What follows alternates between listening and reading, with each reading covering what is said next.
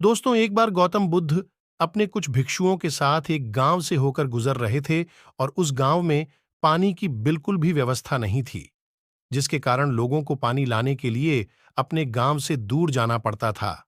उस गांव के पास एक बहुत बड़ा मैदान था, जिसमें कई छोटे छोटे गड्ढे खोदे गए थे।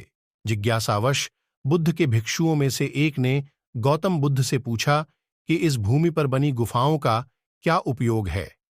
अपने भिक्षु का प्रश्न सुनकर बुद्ध मुस्कुराते हुए कहते हैं, मेरे प्रिय भिक्षु, इस गांव में पानी की बहुत बड़ी समस्या है और यही कारण है कि इस गांव के लोगों ने पानी की तलाश में ये छोटे छोटे गड्ढे खोदे हैं। जवाब सुनते ही बौद्ध भिक्षु वहां दौड़ पड़ता है और उन तालाबों में पानी ढूंढने लगता है। परंतु उस बौद्ध भिक्षु को उन गड्ढों में पानी की एक बूंद भी नहीं मिली। इसके बाद वह गौतम बुद्ध के पास वापस आता है और बुद्ध से पूछता है, क्या इन तालाबों में पानी है? उसके बाद गौतम बुद्ध मुस्कुराते हुए अपने भिक्षु से कहते हैं कि प्रिय भिक्षु, क्या तुम्हें वहां लोगों की भीड़ जाती हुई दिख रही है? इस पर बौद्ध भिक्षु कहता है कि हां, मुझे बुद्ध में नजर आ रहा है। इसके बाद बुद्ध कहते हैं कि वे सभी इस गांव से दूर एक नदी पर जाकर वहां से पानी ले रहे हैं।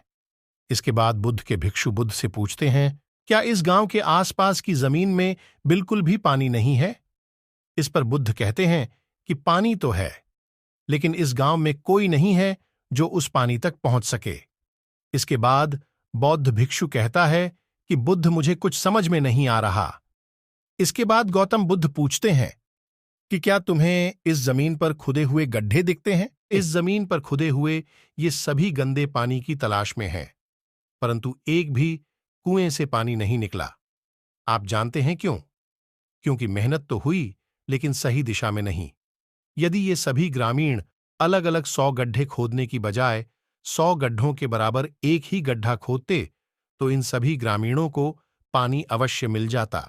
दोस्तों, इंसान का दिमाग भी ऐसा ही होता है। वह एक साथ 100 दिशाओं में दौड़ता है।